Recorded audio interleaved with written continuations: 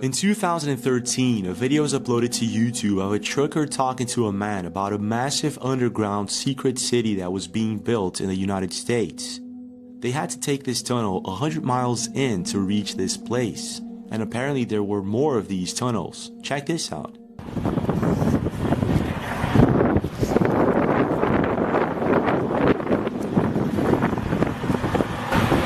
Goes all the way to Washington, D.C., huh? Goes all the way to Washington, D.C. Yeah, you security? Yeah. How far have you taken this down to, how far have you actually ran a load?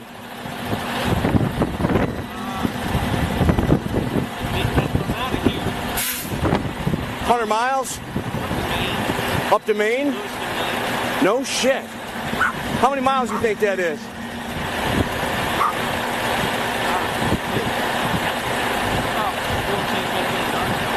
Man, that's unbelievable. Not to mention, I heard there's one that goes all the way to Colorado, right? Unbelievable. What do you think you're hauling? Any idea? Yeah, okay. Yeah. Craft makes all kinds of stuff. Yeah. You don't really know. Yeah. I know there's been a lot of military stuff being hauled around lately, that's for sure, huh? Yeah, we deliver to military. Gotcha. Gotcha. Yeah. Yeah. Yeah. Well, I appreciate. I heard there's water supply, food supply, everything's in there. Yeah, unbelievable. You don't get no cell phone for service. No. Peace, brother. I mean, basically, you got an underground roadway system here that runs all the way to Maine, to Washington, D.C., to Colorado. It's fully stocked. It runs completely underground. And this is stocked with food, water, everything they need. It's an underground city. So this is the north entrance, and we're going to go see if we can do some more digging.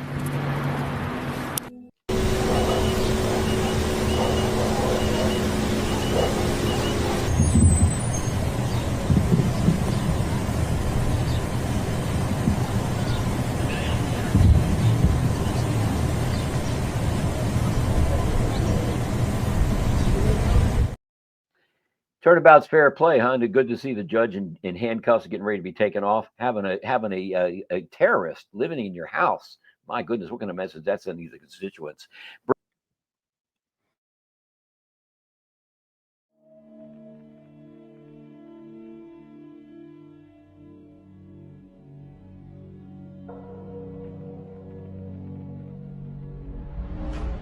In order to begin to understand how our financial system works, we need to go back to the early 1900s, 1910 to be exact. Everyone at some point in their lives has heard of the Federal Reserve, but most likely don't understand what it is or how it works. The Federal Reserve, referred to as the Fed, is a central bank that many economists refer to as the biggest robbery ever enacted on the American people. The reason for this is because the Federal Reserve is neither part of the federal government nor does it have any reserves. Yet, this single organization controls the money supply of the most powerful country in the world. The Fed is very diligent in hiding the fact that they are not part of the government. The last thing they want the American people to fully understand is that our government does not control our own money. In order to achieve this, they were very clever and decided to call their institution the Federal Reserve. And by labeling themselves this way, the general public never thought twice about who was in control of the country's money supply. If the Federal Reserve is not part of the government, then who controls this private organization and how did this come to be? The answer to this question is what changed the course of our country forever. In November of 1910, a secret meeting took place of 6 bankers and economic policymakers who represented the financial elite of the Western world. It was hosted at the J.P. Morgan estate on Jekyll Island in Georgia.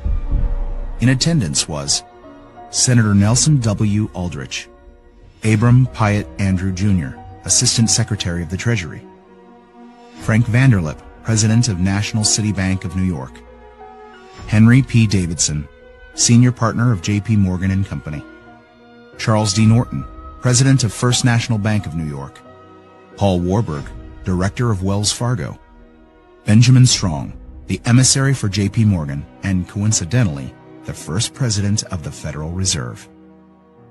Years later, Frank Vanderlip referred to this meeting as the actual conception of what eventually became the Federal Reserve System.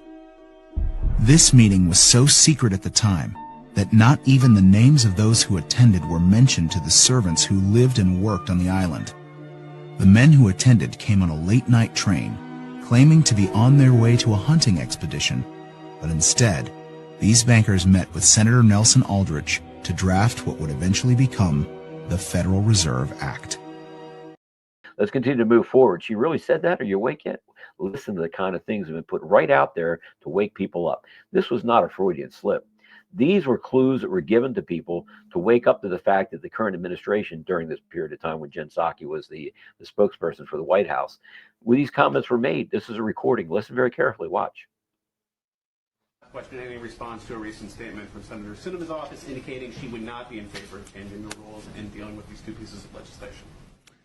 Look, I think that everyone is going to have to take a hard look at where they want to be at this moment in history as we're looking at efforts across the country to prevent people from being able to exercise their fundamental rights. Go ahead. What the hell did that bitch just say? The Federal Reserve Part 2, just what we've been waiting for. Let's finish up a little bit. Part 3 will be on its way before we end the program today. So Part 1, Part 2, Part 3 on the Federal Reserve. Let's go.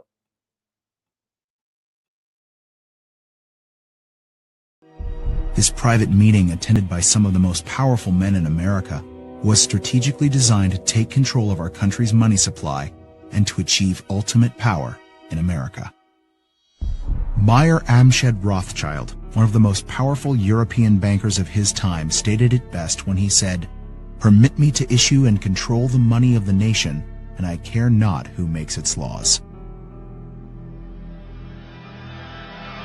On December 23, 1913, 2 days before Christmas, when most people in Congress were home with their families, the Federal Reserve Act was signed into law by President Woodrow Wilson. That single act, however small it may seem, transferred the control of our monetary system from our government into the hands of some of the wealthiest men in our country. Putting into law the Federal Reserve Act gave unlimited power to a few wealthy banking institutions in America. The Fed has the power to issue currency, manipulate interest rates, and run secret bailouts. Yet Congress and the President are not allowed full oversight over this powerful organization.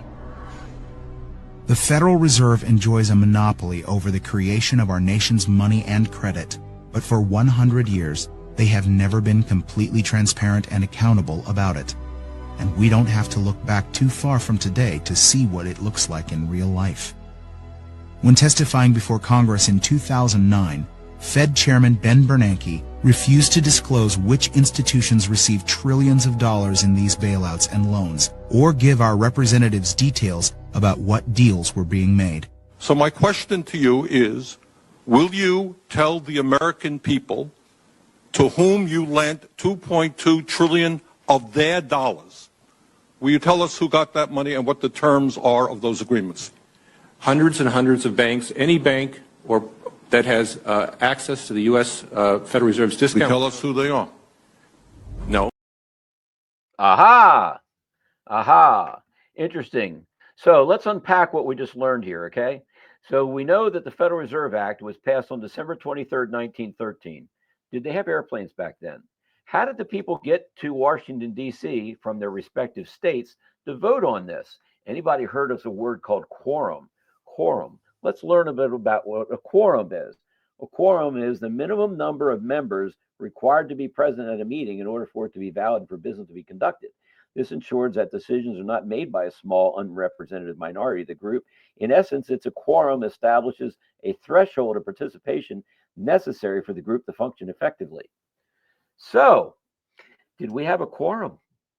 Let's unpack this a little bit further. Corrupt Clinton judge partially blocks Trump election integrity executive order, including requiring proof of citizenship. Do you think this was one of the ramifications of this act being passed in the dark? Got dark people in here. Bill Clinton appointed District Judge Colleen Collar-Cotteny has blocked Trump's order to require proof of citizenship to register to vote. She wants anybody to be able to vote, regardless of where you are, whether you're paying taxes or not, even whether or not you're a citizen of our country, you're living in the country or what. It's not right. Federal judge temporarily blocks Trump's push to end DEI in K-12 public schools. Can you believe this one? President Trump holds a signed executive order relating to school discipline policies as Education Secretary Linda Mahone listens in from the Oval Office. Senator Dick Durbin, a longtime Democrat and known for defender of Jeffrey Epstein, has announced he will retire from Congress at the end of his term. Q Drops talked about this. Durbin blocked a subpoena that would have released Epstein's flight logs. His actions have led to serious accusations, with some claiming he turned a blind eye to the abuse of children on Epstein Island to shield his influential allies. His retirement may mean the Epstein list is just around the corner. I think so. Could be an interesting weekend here. Jan Sokolowski planning May 5th retirement announcement. Republican Jan Sokolowski is planning to announce next month she won't seek re-election after 14 terms. Wow. In the House, and started informing allies of her retirement decision, according to two people granted anonymity to describe the private conversations. The veteran Illinois Democrat, 80 years of age, confirmed in a statement that an announcement is forthcoming that she did not say that it would entail. I'm going to announce my plans on May 5th. Stay tuned, she said. Sokolowski's annual Ultimate Women's Power Lunch is set for that date in Chicago. Federal Reserve, Part 3. Let's learn a little bit more about the Federal Reserve. It's not federal. There's no reserves. It's not part of the federal government. It's owned by the Bank for National Settlements, a private company. This private company has been hiring these private judges to block President Trump's efforts to clean out the trash that's inside our country and to close the door for more trash coming in from our northern and southern borders. Let's learn a little bit more about the Federal Reserve and how important it is. No. In an interview with Treasury Secretary Timothy Geithner, he makes the stunning assertion that conducting a full audit of the Federal Reserve, something never before done in its 100-year history, is a line that we don't want to cross. To be denied full transparency of these transactions after U.S. taxpayers contributed over $16 trillion to these bailouts and loans is unthinkable and unconstitutional. It is our right as American citizens to know where our money is being spent. It's very ironic that if you don't give the IRS full transparency with your finances, you go to jail. But if you're a private organization of elite bankers that controls the money supply of a country, you're free to do as you please without full oversight. This private organization is arrogant in the fact that the same accounting laws that apply to the rest of America do not apply to them. There is no other agency of government which can overrule actions that we take. Their control appears to be unlimited, and 2008 is the most recent example of how much power the Fed actually has on our country. Many of us were told in private conversations that if we voted against this bill on Monday, that the sky would fall, the market would drop 2,000 or 3,000 points the first day, another couple thousand the second day, and a few members were even told that there would be martial law in America if we voted no. That's what I call fear-mongering. The elite banking institutions took trillions of dollars worth of risk, and when they lost their bets, they threatened politicians to use taxpayer money to bail them out, or else we would face an Armageddon type of scenario. This historic change of power in America is again why many economists refer to it as the biggest robbery ever enacted on the American people.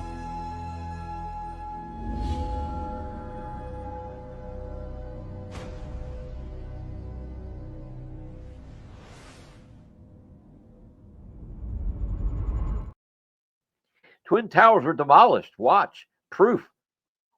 Something of this kind is what we should have seen when the top section of the towers collapsed onto the lower one. The upper and lower sections should have mutually destroyed each other until all the energy is dissipated and the system comes to a rest. What could not have happened is this. A little tiny chunk of the building can't possibly fall and crush the entire structure below it. This is such a simple, fundamental concept that architects and engineers were astonished in seeing it totally ignored by NIST. This is high school physics, and our whole society is being led to believe that these fundamental laws of physics, hard science, don't apply anymore. Twin 100-foot flags to flank the White House. Donald Trump's going to pay for this out of his own pocket. That'll really look nice. Yeah, I think it'd be beautiful. It's about time. It is about time.